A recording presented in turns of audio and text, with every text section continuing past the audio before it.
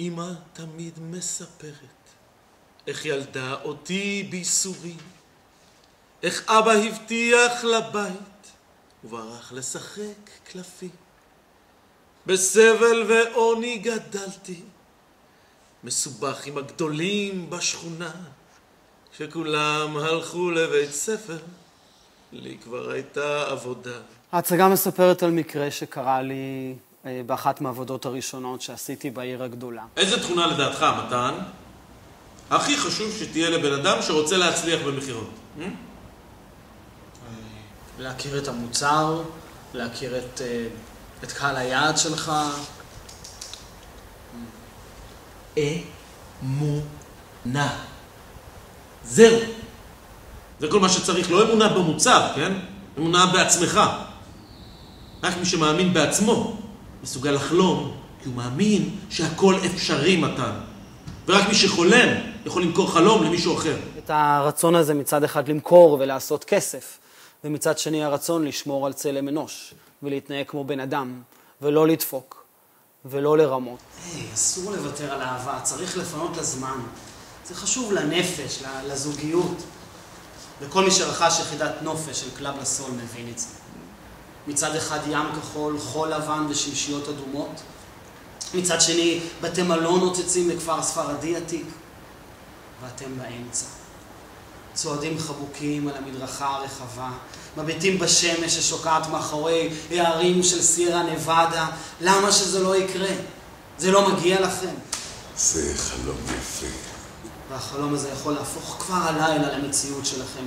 אתם עוד תראו. אז בואו נחיה את הרגע, נקשיב לי שיפריע דבר, כי הלילה הזה הוא שמח, המציאות תחכה למחר. זה שככל שהתחלתי להיכנס לעניינים ולהשתלב במערכת ולהבין איך העסק עובד, המחירות שלי דווקא הלכו וירדו. אני מאוהב בראות אחת ומתאהב ראות אחרת.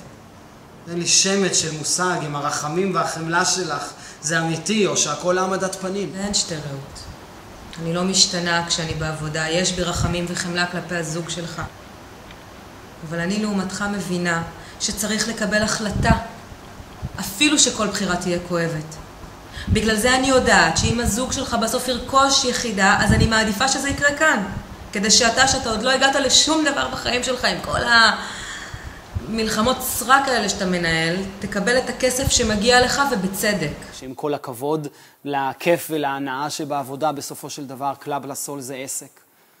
ועסק שלא מרוויח ולא מוכר, אז הוא מת. אנחנו כמו רופאים, זכינו בכבוד להעניק להם את התרופה הזאת, את החלום. תנחש מה היה הסלו הראשון שאנחנו רקדנו יחד. אל תתחיל עם זה עכשיו, יצחק. נו, הסלו הכי גדול של שנות ה-60. אין לי שמץ של מושג. It's now or never. It's now or never. גם את המנגינה אנחנו מכירים, יצחק. עכשיו הוא ישיר. אז בואו נחיה את הרגע. כל מי שהנושא הזה מדבר לליבו, וכל מי שאוהב תיאטרון, וכל מי שאהב גם וראה את מה שעשיתי עד עכשיו לילדים, הייתי שמח אם היה כבר עכשיו עוזר לנו ומשקיע וקונה כרטיסים להצגה, כדי שאנחנו נוכל להגשים את החלום הזה ולספר את הסיפור הזה, שנראה לי חשוב ורלוונטי.